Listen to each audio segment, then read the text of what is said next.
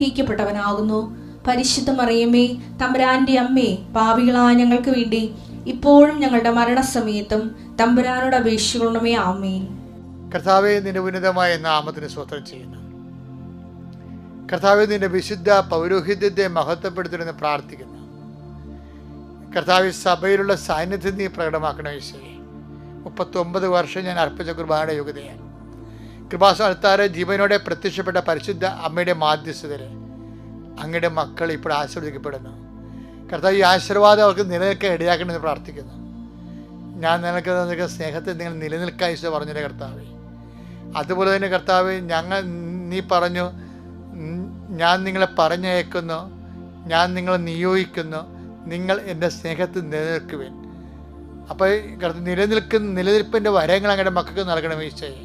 അത് വസ്തുവായ, അത് അനുഗ്രഹമായാലും കൃപയായാലും കർത്താവെ, അങ്ങയുടെ മക്കൾക്ക് നിലനിൽപ്പിൻ്റെ വരങ്ങൾ നൽകണമെന്ന് ഈ പ്രാർത്ഥിക്കുന്ന കർത്താവെ. കർത്താവ്, നിൻ്റെ ഉന്നതമായ നാമത്തിന് സ്വസ്ഥം ചെയ്യുന്ന കർത്താവെ. കർത്താവ്, വസ്ത്രമില്ലാത്തവർക്ക് വേണ്ടിയാണ് പ്രാർത്ഥിക്കുന്നത്. വസ്ത്രം കുറഞ്ഞുള്ളവർക്കും അവർക്കെല്ലാം പങ്കുവെക്കാനുള്ള അനുഗ്രഹങ്ങൾ, അത് ഉള്ളവരത് പങ്കുവെക്കാനുള്ള കൃപ അവർക്ക് നൽകണേ കർത്താവ്. ഉടമ്പടിയിൽ ലക്ഷക്കണക്കിന് മനുഷ്യർ വസ്ത്രവും പണവും ഒക്കെ പങ്കുവെച്ചുകൊണ്ട് വലിയ സുവിശേഷ സാക്ഷി ജീവിതം നയിക്കുന്നുണ്ട് ഈശോയെ. അവരെല്ലാം നീ ആ കൃപയെ നിലനിർത്തണമെന്ന് പ്രാർത്ഥിക്കുന്നു കർത്താവെ. കർത്താവ്, നിൻ്റെ വിശുദ്ധ പൗരോഹിത്യത്തെ മഹത്വപ്പെടുത്തണമേ. കർത്താവ്, കിടപ്പ് രോഗികളെ സംബന്ധിച്ച് പ്രാർത്ഥിക്കുന്നു, ബൈസ്റ്റാൻഡേഴ്സിനെ സംബന്ധിച്ച് പ്രാർത്ഥിക്കുന്നു. കർത്താവ്, ഇപ്പോഴും ഡയാലിസിസിന് വിധേയമാകുന്നവരെ സംബന്ധിച്ച് പ്രാർത്ഥിക്കുന്നു. ഇപ്പോഴും കർത്താവ്, മരണത്തോട് മല്ലടിക്കുന്നവരെ സംബന്ധിച്ച് പ്രാർത്ഥിക്കുന്നു. കർത്താവ്, ഇപ്പോഴും വെന്റിലേറ്ററിലായിരിക്കുന്നവരെ സംബന്ധിച്ച് പ്രാർത്ഥിക്കുന്നു.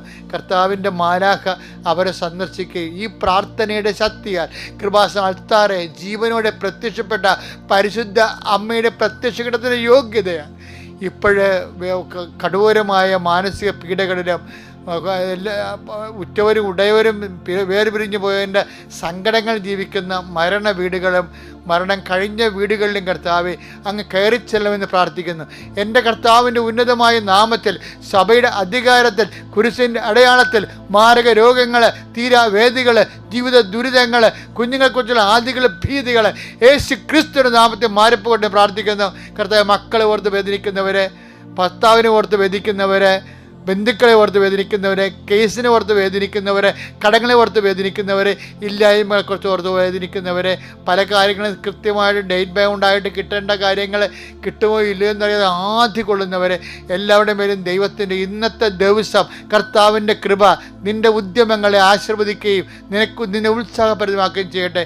എൻ്റെ കർത്താവിൻ്റെ ഉന്നതമായ നാമത്തിൽ കൃപാസ്ഥാനത്താറെ ജീവനോടെ പ്രത്യക്ഷപ്പെട്ട പരിശുദ്ധ അമ്മയുടെ മാധ്യസ്ഥതയിൽ ഞാൻ നിന്നെ ഇന്നത്തെ ദിവസം ആശീർവദിക്കുന്നു.